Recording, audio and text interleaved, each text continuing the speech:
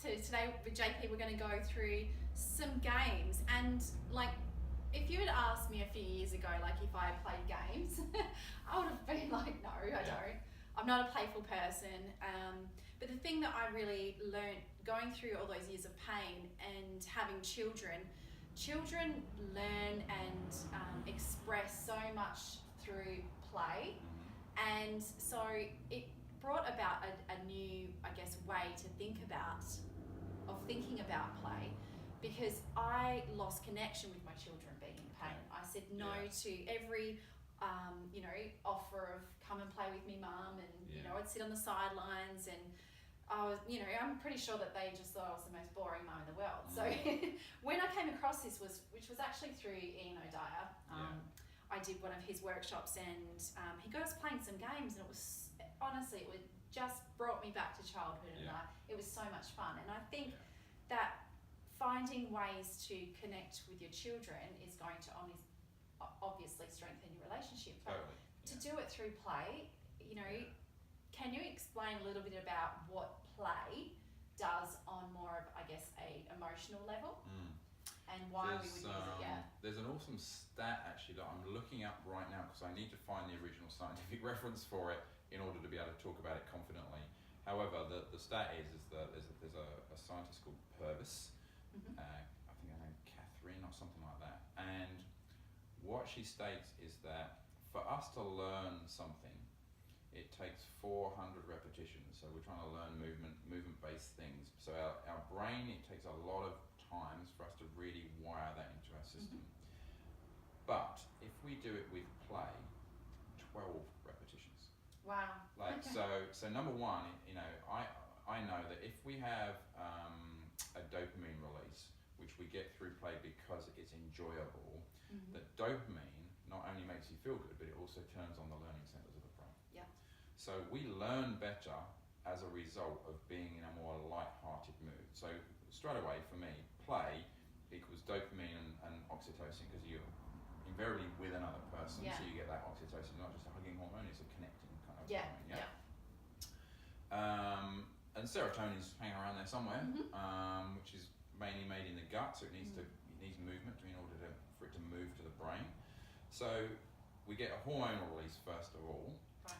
Then in terms of the connection, spending time engaged in that activity obviously connects human beings, because we're very involved in what each other is doing, because we're playing with each other. Yeah. So on top of that, my own feeling is what I'm looking at now is this idea of flow state. So flow state is considered to be that optimal human state where you are so in the zone that everything, mentally, emotionally, and physically, cannot work better than when you're in flow state. Okay. But to be in flow state, you have to be right there in the moment. Which a lot of my Which is tough to do. I know, To be absolutely present. I find it really, really hard, and technology is making it even harder, because I live through my phone because it's my business. Yeah. But to just go, oh wow, put that thing down and then just be in the moment, that's a tough thing to do. But you can only be in flow state if you're also in the moment. So that's part of two of the things that go together. Right. Now, when you're in flow state, it does this thing, and it puts you into what they call this autotelic brain, which I think is an awesome word. Which means that you are purely doing something for the enjoyment of doing it. There isn't a kind of other kind of fluffy reason. There probably is, but in that moment, it's purely. So you're getting into this state that keeps you much more connected to flow state. So you are connecting with another human because you're with the other human, you're getting hormone release off of each other because you are playing together. But B, you are in much more a situation closer to flow state, because I can guarantee in a second, when we play, you're only going to be interested in doing the thing that we're doing. Yeah. At no point are you going to be thinking, what's for dinner tonight? How many likes on Facebook did that last post get? Or any of that stuff. It's just, it evaporates because you are so connected to the present moment. Yeah. And play is extraordinary for doing that. When you get into how the body then works, so our body, you have heard Ian O'Dwyer say the words rhythm and timing at some point, right? So our body has natural rhythm and timing, which we lose when we think about movement. Yeah. So if we're too thoughtful about, okay then, so I need to pick the weight up and do this, and but my bum's got to be there. Yeah. We get very conscious about movement. We get clunky. Right. A highly technical term, I know, but we get less efficient in our movement. Yeah. So we've got to find ways of having efficiency in our movement. Mm-hmm. We are incredibly efficient at moving within our own parameters when we play. Yeah. Because again, we are no longer thinking, okay then, I need to squeeze that and make sure I put my foot at a certain angle. And for instance, if you're in pain, you want to sort of protect a certain position that hurts. And your body will naturally not go to where pain happens. Right. Okay. So it's almost like a safety mechanism. Yeah. In that your brain's not really going to take you to a place where it's going to create pain. Uh-huh. So you're going to work within your parameters. Yeah.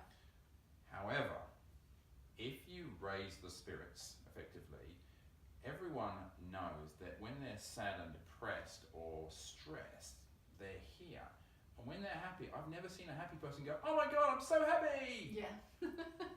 They're more open. So then the space that we were talking about earlier with the tensegrity model, there's more space in their body. So then their body moves more rhythmically and more efficiently. But the tissues of the body are relaxed. So I call play a relaxed intensity. Yeah.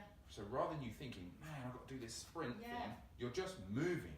Yeah. And you're so intent on the goal of the game that your body moves really well with open joints, so and much more efficiently, but because you're in a form of flow state is what I would argue, the most effective that you can possibly move. Right. And all you'll see when you see athletes at the start of 100 meters, all they're trying to do is get relaxed and into that thing, so that they're constantly moving. They don't just go like this and wait, and then go, okay, then I'm in my blocks now. They're just constantly trying, because what they need to do is get their bodies relaxed enough for high performance, which sounds weird. Yeah. But we perform incredibly well in a relaxed state. Yeah, so I call it relaxed intensity, because it's you are working incredibly hard sometimes in games and have no idea. So we were talking about this before, and we played a bum tag game with balloons and running around having fun, and afterwards I really honestly thought, wow. So but I did notice it during the game. And the thing that kind of almost just drags on my brain a little bit is that people, when they play, they think that it's like, in the exercise world, it's like a break from the serious work of training. Yeah. It's not exercise, it's just, you're just having a little distraction and then you come back to the serious job of exercising. Whereas for me, it is all part one and the same. Like for us to put some games in and connect with the clients, actually get them happier, means their body works better, they're more connected to you, they're actually de-stressing because you're getting that hormone rush to try and drive some of that cortisol out of the system from all the stress that's in their life. Yeah. Why wouldn't you do that? It's just absolutely crazy to me that you don't do that. Now, there are different movement personalities. Some people need real instruction and more of a drill than a game for them to be playing. Yeah. And then others are very unstructured and they just want it to be really free-flowing. Right. So that's where you can get it wrong with play, because you might go, let's get a balloon, and they're like, I don't play with balloons. Yeah, okay. They will play, but you need to find a way to get them to play. I've not yet met a child that doesn't want to play with balloons, having said that. Very true. I use them for distraction quite often in our studio. Okay, so what kind of games have you got for us? So bearing in mind that, some of the mums that come into our program really are in a lot of pain. So I know you spoke about that before, but for instance, feeling like moving around their body seems a bit scary. Yeah. So what sort of thing can we do that can also connect us with our children, have a bit of fun with our children, but bring that aspect of play in there? I mean, given that so many mums end up in pain, especially like post-birth and Caesars especially as well, you can't move a lot. Yeah. So, I mean, we can do an adaptation of one of my favourite games that I've ever kind of come up with in my head. Okay. It's like, let's say I'm someone that can't move from a chair. Mm-hmm. How do you play with your kid? Right. Well, I do something called the high fives game. So Okay. and it will start nice and easily. So you can be the kid. Okay. Right? Yeah. You're sure. a very tall child, but you are the kid, right?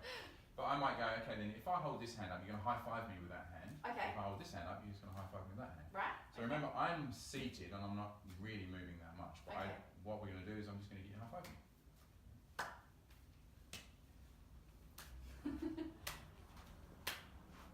Oh, you're getting faster. So now what I could actually do is go, okay, maybe I can reach a little bit. And I could actually reach a bit from my chair, yeah, and really.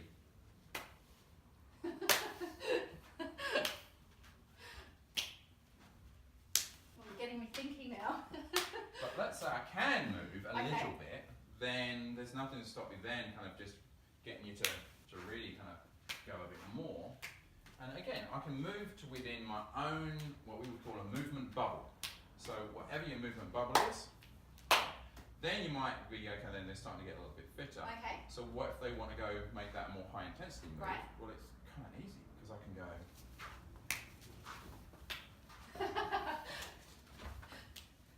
And then we're both really moving a lot, aren't we? We are. All right, so Awesome. that would be like one kind of Yeah. idea. And you can scale that. So I can do that with a Mm. professional athlete Yeah. or someone who's completely in a chair. Yeah. And then, of course, we mentioned these things earlier. So again, if I'm in my chair, all you've got to do is return it to me. So first of all, you're just going to return it to me any which way, you know? So again, I'm playing and connecting with you as another human being. My thoughts again are about the balloon. I'm not thinking about dinner right now. I'm thinking about, I need to get this balloon and make sure. But then we could go, let's make it a bit more fun. Head. Good. Right hand. Okay. Right elbow. Nice. Knee. Good stuff. Head again. Nice. Left foot. You gotta wait for it. Beautiful. Right knee. Bum. Awesome. So, and again, what could I do with that? Let's say we'll fast forward and now they can bend really well. Mhm. What I'm going to do now is I'm going to say to you, okay, then we're going to work you quite hard now, Okay. but I'm not interested in necessarily saying, okay, then let's set them up to do squats. Okay. And they have to learn the squat pattern Right. because there's a lot of conscious action through there. Mhm. But can I get the benefits of what that might be? i.e. a bend and then back up again? Well, yeah, I can. But with a balloon, Right. are you thinking about squats at this point in time? It's unlikely because all I want you to do is tap this balloon back to me, but you've got to let it get as close to the floor Okay. before. So you've got to go as close to the floor as possible before you Right, tap tap it it. back. Okay. Alright? Good. I reckon you go lower than that. Nice! So as you can see now, not only are you getting good bend patterns in there, which incidentally you need to be kind of strong for, but you are going to set up exactly what is comfortable for you. Okay, so it's not going to be traditional kind of line your feet up squat pattern. Good. And then I can get you moving around as well. And again, you move around to your own level of ability. Yeah. I could slam that thing over there and then you take it up and slam it back over here and get you Yeah. running around more. Yeah. And your choice is to go wide with your feet when you're tapping it back. So we're creating success for you with that. Yeah. But if I was to say, right, let's get you lining your feet up in a certain way, well, that might be an uncomfortable thing for your pelvis at that point in time. Yeah. So it's self-selected. Yeah. We're still getting a huge boost in strength and in getting blood and work through the tissues of your low body with that Yeah. one. But you're not thinking Yeah. consciously, and your body's going into wherever it comfortably can go. Yeah. And it's awesome because one of the biggest things that I noticed when I was in pain is that I couldn't move my body in traditional type ways, like squats, deadlifts, running, all of those sorts of things. So it's getting you to think about you can still move your body, Yeah. but just, open your mind to sort of new different ways to move your body, and play is awesome. Yeah, and that effectively was a strength exercise we just Yeah. did there. But Yeah. it's also a cardio Certainly a exercise. cardio. It's Yeah. also a connecting exercise. It's Yeah. also a kind of a being in the present moment exercise Yeah, as well. 100%. And that is a So much definite benefit. holiday from life is when you're totally in that present moment. Awesome. It's cool. Really cool. JP, thank you so much Pleasure. for spending some time with us.